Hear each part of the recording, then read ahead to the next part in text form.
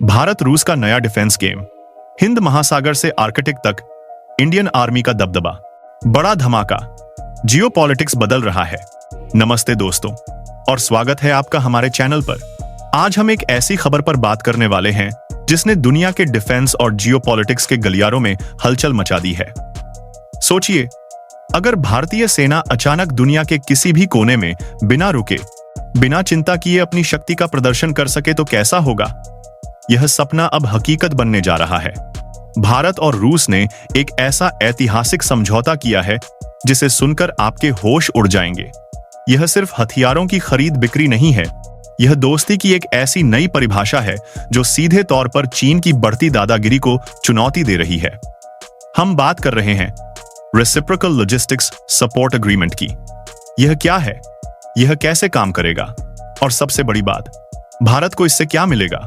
जुड़े रहिए, क्योंकि यह वीडियो आपको बताएगा कि कैसे भारत अपनी लॉन्ग रेंज स्ट्राइक कैपेबिलिटीज को नेक्स्ट लेवल पर ले जा रहा है। यह सिर्फ एक डील नहीं है, यह भारत के भविष्य के लिए एक मास्टर स्ट्रोक है। RLSA क्या है और यह क्यों है लैंडमार्क। तो चलिए सबसे पहले समझते हैं कि यह RLSA है क्या भला। रेसिप्रोकल लॉजिस्टिक्स सपोर्ट एग्रीमेंट का सीधा सा मतलब है पारस्परिक लॉजिस्टिक्स समर्थन समझौता। आसान भाषा में कहें तो भारत और रूस अब एक दूसरे के मिलिट्री बेस को अपना ही मान सकेंगे। इसका मतलब है कि अगर हमारे भारतीय नौसेना का कोई जहाज या वायुसेना का कोई प्लेन दूर किसी मिशन पर है और उसे ईंधन चाहिए, मामूली मरम्मत चाहिए या सिर्फ आराम करने की जगह चाहिए, तो वह रूस के बेस पर रुक सकता है। और हां, यही सुविधा रूस को भी भारत के ठिकानों पर मिलेगी। यह सिर्फ चाय नाश्ते की अनुमति नहीं है, यह गंभीर मिलिट्री ऑपरेशन के लिए एक गेम चेंजर है। अब तक भारत और रूस के डिफेंस रिश्ते सिर्फ हथियारों की खरीद बिक्री तक सीमित थे, लेकिन RLSA ने इस रिश्ते को एक नए गहरे स्तर पर पहुंचा दिया है। यह एक म्यूचुअल एक्सेस एग्रीमेंट है जो दोस्ती को भरोसे में बदलता है। ऑपरेशनल रीच का विस्तार, हिंद महासागर से आर्कटिक तक। इस समझौते का सबसे बड़ा फायदा है हमारी ऑपरेशनल रीच का विस्तार। आज दुनिया की सबसे बड़ी ताकत बनने के लिए आपको हर जगह अपनी उपस्थिति दर्ज करानी होती है। RLSA के तहत भारतीय सेना अब केवल अपने आसपास के पानी या आसमान तक सीमित नहीं रहेगी। कल्पना कीजिए, भारतीय नौसेना के जहाज अब रूस के आर्कटिक बेस तक आसानी से पहुंच सकते हैं। आर्कटिक, जो भविष्य के व्यापार और संसाधनों का केंद्र बनने वाला है, वहां भारत की उपस्थिति अब सिर्फ सैद्धांतिक नहीं रहेगी बल्कि व्यावहारिक हो जाएगी। वहीं रूस के लिए भी यह फायदेमंद है, क्योंकि वे हिंद महासागर क्षेत्र इंडियन ओशन रीजन IOR में भारतीय ठिकानों का उपयोग कर सकते हैं। यह दोनों देशों को अपने अपने रणनीतिक लक्ष्यों को पूरा करने के लिए जबरदस्त फ्लेक्सिबिलिटी देता है।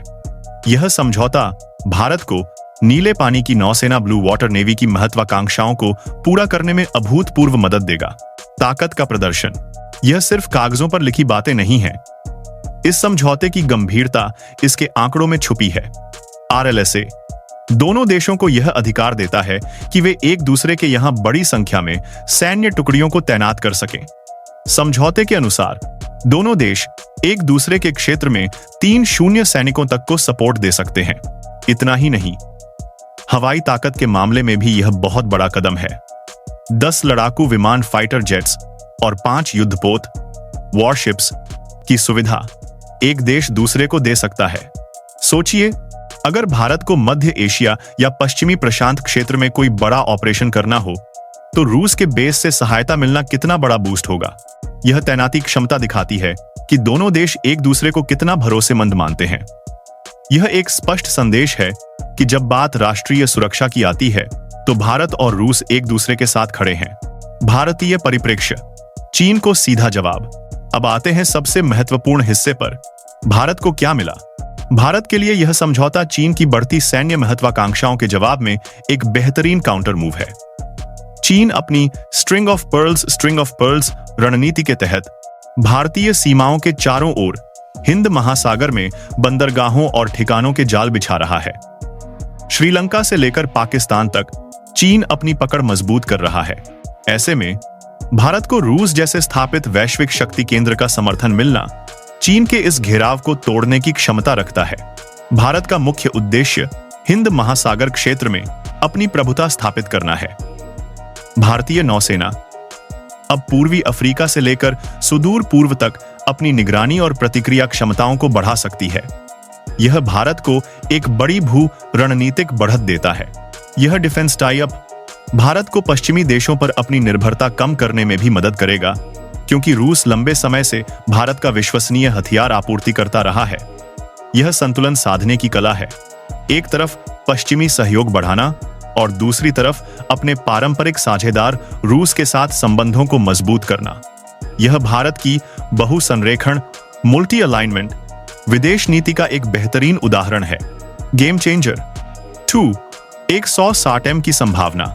इस पूरे समझौते का सबसे रोमांचक पहलू वह है जिसकी सिर्फ फुसफुसाहट हो रही है। रूसी 2 160M ब्लैकजैक स्ट्रेटेजिक बॉम्बर की तैनाती की संभावना। 2 160M दुनिया के सबसे शक्तिशाली सुपरसोनिक क्रूज मिसाइल ले जाने वाले बम वर्षकों में से एक है। यदि रूस को भारतीय ठिकानों का उपयोग करने की अनुमति मिलती है तो सैद्धांतिक रूप से यह विमान अपनी पूरी मारक क्षमता के साथ भारत की धरती से ऑपरेट हो सकता है। इसका मतलब है कि भारत की पश्चिमी सीमा से ये बमवर्षक पाकिस्तान या उससे आगे तक की बड़ी रेंज को कवर कर सकते हैं बिना रूस को भारी लॉजिस्टिक खर्च उठाए। यह भारत की लंबी दूरी की मारक क्षमता, लॉन्ग रेंज स्ट्राइक कैपेबिलिटीज को रातों रात बढ़ा देगा। भले ही अभी तक इसकी आधिकारिक पुष्टि न हुई हो, लेकिन RLSA का ढांचा ऐसी संभावनाओं के दरवाजे खोलता है जो भारत के विरोधियों के लिए किसी बुरे सपने से कम नहीं है।